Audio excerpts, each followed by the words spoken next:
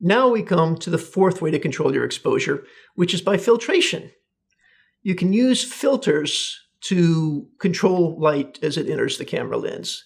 There are filters that change the color, there are filters that change the focus, there are filters for special effects like starburst filters and whatnot, and there are filters for brightness. These filters are called neutral density. They're neutral density because they don't change color, they only change brightness. Think of them like sunglasses for your camera. Now, in the event of some cameras, like this older version here, there is no filter built in, but you can buy sets of filters. So what I have here is just a set of neutral density filters. And let me pull a couple out just to show you the variety here.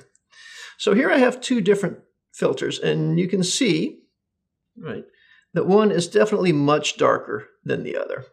So I have a set of 6 here that range a difference of 12 stops of opacity.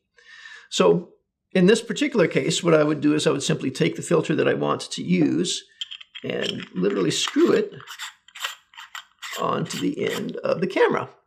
And I have just decreased my exposure by, which one did I use? 12 stops, I believe.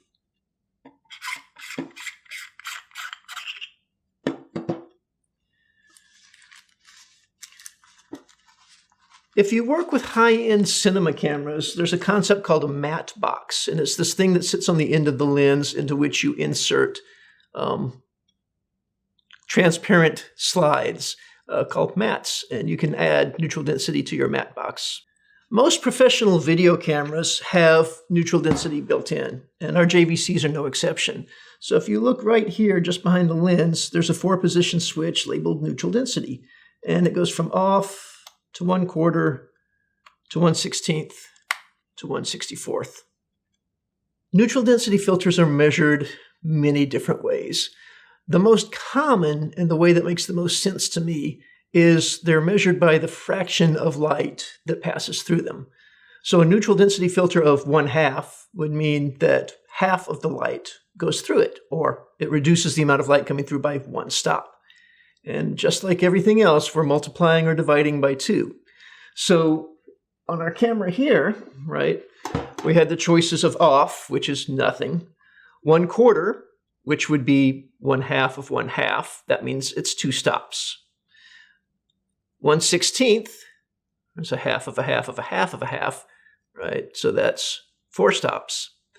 And 1/64 is a half of a half of a half of a half of a half of a half.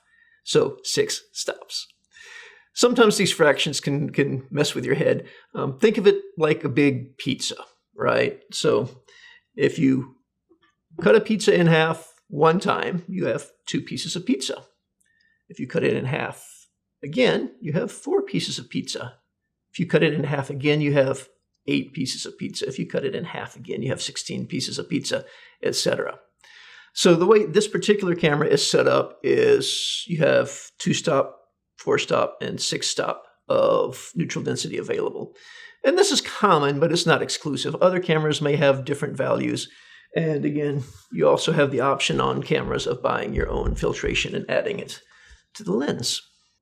Okay, now we've done it.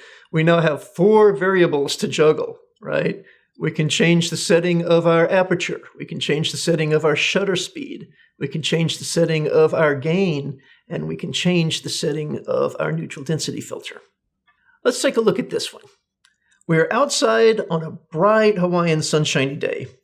We're shooting f5.6 at 1/60th of a second. We're using ISO 800 and neutral density of 1/64th. We've got the sunglasses on the camera. It's a bright day. This is a very reasonable exposure. You decide that you want to use a smaller iris and a faster shutter speed. We'll talk about why you would make such a decision a little bit later in the semester. Trust me that it happens. Because both of those things, closing the iris and speeding up the shutter, means the image is going to get darker, you might think about reaching for the gain switch. But again, remember, gain adds noise, so let's not use the gain if we don't have to. We've got all of that neutral density, 1/64th neutral density turned on, so we could simply turn the neutral density down.